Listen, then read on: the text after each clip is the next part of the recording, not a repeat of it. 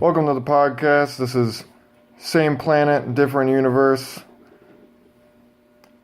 I'm joined today with my friend Justin from high school. We're currently sitting in the eye of the storm of New Bern, North Carolina. So you're going to hear a lot of things, either coffee pot or it might be thundering and lightning, and occasionally Justin yelling at the dogs to shut the fuck up, because all good dog owners tell our dogs to shut the fuck up because we treat them like people. So, ain't that right, Justin? Yeah, man. They're kids themselves. They are kids themselves, only they're better because you can leave them at home alone. I don't know. If you put food out for kids, usually they eat it. Yeah, well, maybe your dogs are just going on a diet or something. My dogs do the same thing. I'll leave a whole bowl, it'll be stacked up, and they'll just look at the food throughout the day. If I left a whole bowl of food for them, man, I couldn't even tell you how fast it would be gone. Yeah. Well, what kind of dogs do you have, Justin? I got a American Bully. Both of my dogs are adopted. Yeah. Here's the American Bully. Who's that one? That's Phoenix, my female. Mm-hmm. She's in heat right now, so she's an asshole. Yeah. But she was in a breeder's home. And I guess she was overbred, but they don't send it. They don't even know. They told us that she never got pregnant. Okay. They tried, but she's got a scar on her stomach, and right. She got them mama milk titties. And Jesus. And it was like the people were actually trying to breed her, or did you rescue her from a shelter? She was 7. There were 7 other dogs in the house. Holy shit. So no wonder she's all about food. She's like, I had to fight. Yeah. Look at me. That's the same way. She had to fight for attention, so she thinks she's fighting for attention now. Oh, man. And what's the other one? This one's Gordo. He's a rescue from the Humane Society. He was a bait dog for fighting ring, and he had got some acid burns on his neck. Holy shit. And where? Just from dog crimes, people throwing acid and trying to rile him up. Fuck. So he hates water. He hates like hoses.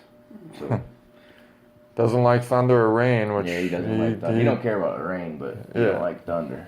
Well, he forgot his breakfast this morning because it was thundering so bad. We started podcasting after the thunder kind of went, but it's probably gonna come back. But Gordo's still sitting in the bedroom with his thunder shirt on.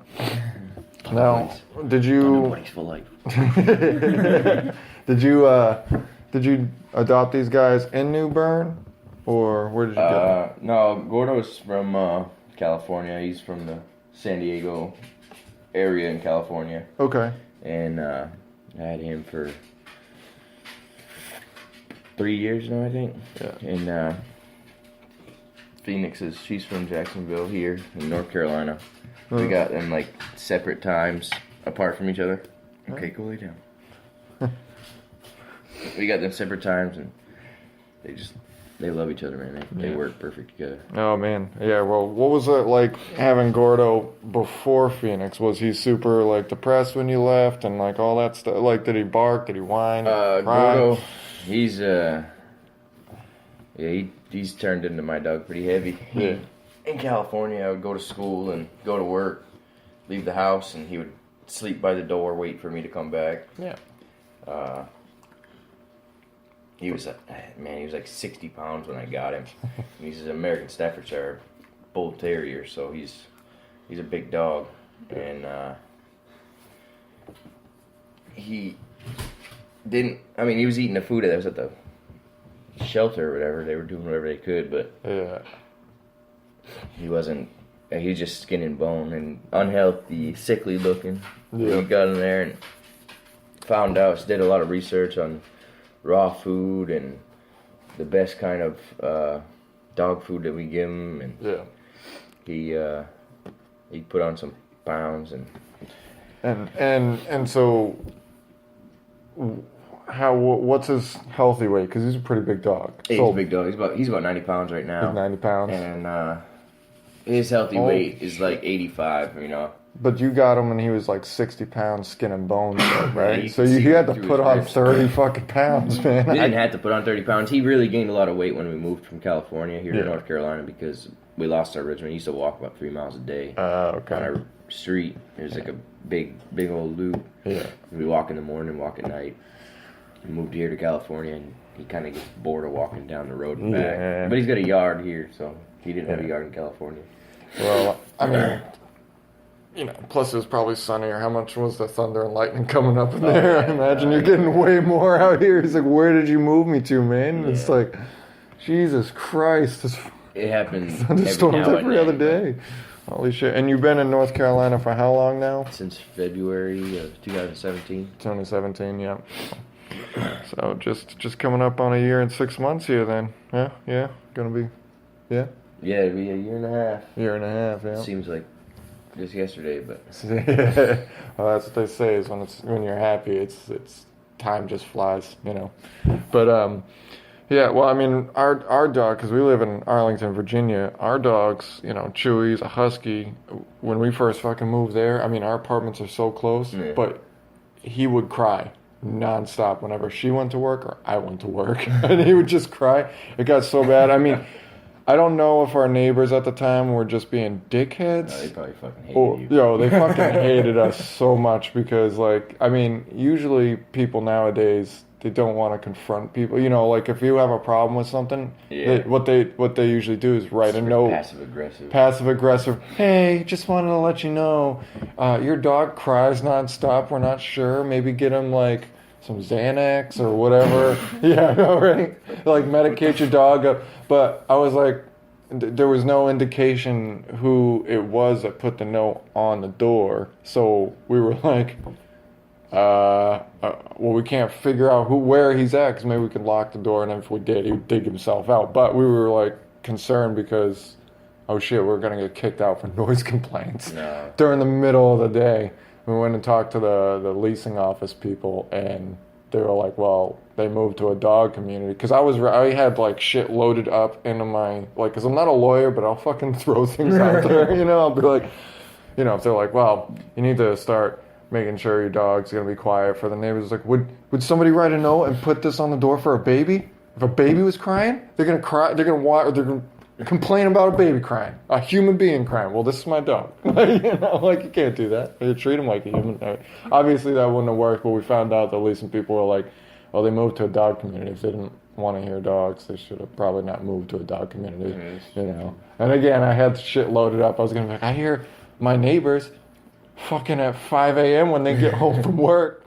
And, I mean, she's like porn star loud and comes right into her bedroom. Am I going to be able to complain about, you know? So I was still on edge about that, but it was cool when the leasing office was like, well, they moved to a fucking dog community. So that's nice that a dog community has like actual people who like dogs. Well, you just don't see a lot of places that are like almost care about animals more than people. Right. Like a dog community, you know. If you have a dog apartment, you go to a dog apartment, someone complains about it, you're most of the time going to hear bad stuff about it. Well, I tried everything. I mean, I gave him a pot gummy.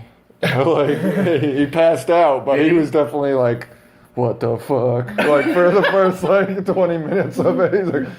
how many milligrams is a gummy? Oh, man. I don't know. It's like probably like 20 milligrams. Holy shit. Yeah, dude, he was the day... Well, he used to eat the hash because my grandfather would make fucking hash, like, in his bathtub, right? And so when you make hash, the way you make it is you take out the leaves and I think the stem, whatever the fuck scrapings you have, you freeze it, make it in the bathtub. So I don't know. I was never a part. I don't barely even smoke pot if ever, you know? So like, I had to take him to the vet when he was a puppy, fucking, because I thought he had parvo.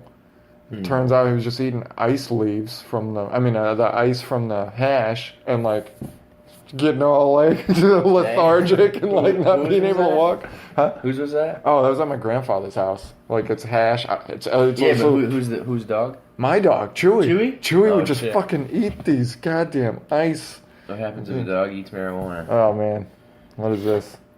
If a dog eats enough, it gets high. And if a dog ingests too much, then it can die. Holy shit. Yeah. Well, Chewy's a fighter.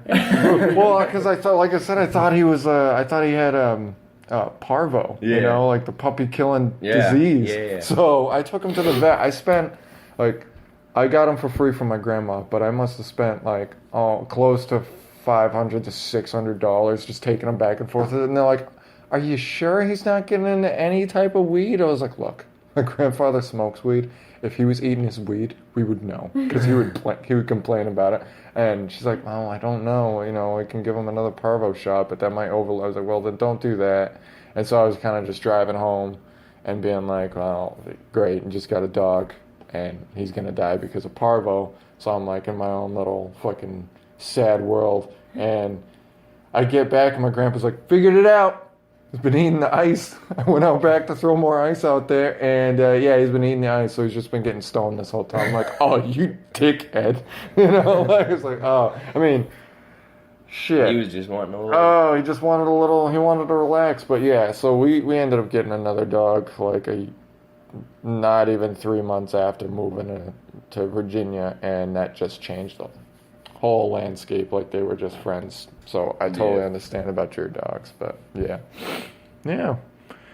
But they are great, you know, and like you were saying, like it's nice when people, like when you get into a community and people kind of act like, you know, like they're not going to treat your dog. Half the time they pet the dog and don't even ask you for your name. They just kind of keep walking, you know. But they say, like, I mean, I don't know where I was reading it, but that people are opting to have dogs over having kids, which when I could see that as a millennial thing for sure. For millennial, yeah. Well, I mean, I was thinking about. I mean, when I was younger, I was like, I want a kid. Kids will be great, you know. Like this was like high school. Like, no, I'm gonna have a baby of my own. And then like as I got older, I was like, oh no. I mean, it's still up in the air, but definitely, it's like, why not just get another dog? You know, for the first like 4 months, it sucks because you gotta housebreak them and teach them not to chew up all of your shit. But afterwards, hey Candace. Hi. Hey. That's Justin's life partner, Candace. What? Oh. We're doing a podcast. No worries. How you doing? Good. Soaked? Did you get a little bit of a shower this morning? It's much better out there now. Oh, okay. No thunder and no lightning. They live in New Bern, North Carolina, and they get to drive over this huge ass bridge and get to look at this beautiful landscape of nothing but water and little mountains and, well, no mountains, I guess, but little like islands and shit. And they also get to see people dumping their shit overboard into the lake from their big ass yachts. That's a joke. I didn't actually see that, but there are some big yachts. I mean, there are some big fucking yachts. What do you think they do with all the shit on the yachts? Like, Yeah, where does it go? It's like an outhouse. It's an outhouse? It's like an outhouse. Yeah, but I mean, same thing. They go somewhere, and when they go to the boat dock to get fuel, then they can dump their stuff in like a septic tank. But it's just same way as an RV works. Right, but it's in the water, so they got to get a hose running into there and suck it all out. They don't have to get a hose running. Well, they don't, but the people who are working for it have to get a hose, suck it out. How much? I don't know. They usually do it. It's like $25. I used to work at a boat dock. And, okay. At Dockside, Cindy's Dockside. They did it there. Where's Sydney's Dockside? At Poland Springs. Poland Springs? Yeah. Oh, okay. That's where I was busting tables, next to Poland Springs. Where was that, Justin? These guys don't know where it is. No. We're from Maine. Yeah, that means it's mostly Springs. Canada. Yeah. Or Moose and 6 or 7 people. Yeah, it's Maine, near Canada. People passing through on their boats. It's basically poor New Hampshire. You know, so, but, yeah, no, I mean, so people would just come in to Sydney's, get their yachts or boats. So, but I mean, like, how many yachts went there? Cause not many. That wasn't a good place for yachts, but it's the same thing. Right. You know, like a boat with a toilet on it. It's a boat with a toilet on it. Yeah, it's just a really big boat with a toilet on it. A really big boat with multiple toilets on it. Now you gotta get the shit sucked out of it, and that's like an extra fee. Because we were talking the other day. I was like, "You thinking about getting a boat?" And you're like, "Yeah, I thought about it." I was like, "Yeah, so much money, yeah, dude. If you know somebody with a boat, it's so much fucking better." It's the only way to do it. Yeah, exactly. We're a little brain dead because we stayed up till like 2 a.m. playing for the second night in a row playing board games. You know, first night we stayed up, played it's a time traveling game called Chrononauts, and got our ass